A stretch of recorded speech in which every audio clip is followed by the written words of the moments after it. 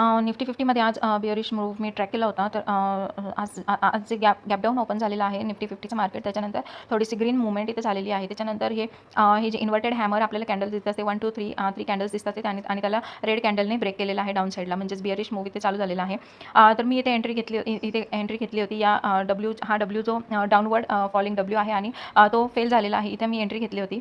W जो fail झालेला आहे इथे एंट्री घेतली होती. तर प्रीमियममध्ये आपण बघूया कशी मूव्हमेंट झाली होती.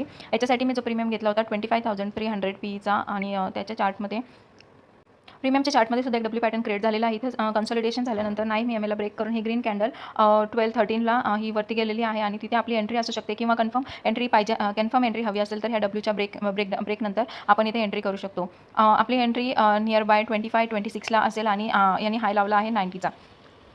बिअरिश मार्केटमध्ये अशा प्रकारे आज जबरदस्त मूव्हमेंट झाली आहे, आणि मी 2 ट्रेड इथे ट्रॅक करू शकले आज. एक सीईचा घेतला आणि एक पीचा ट्रेड मी इथे ट्रॅक केला आहे.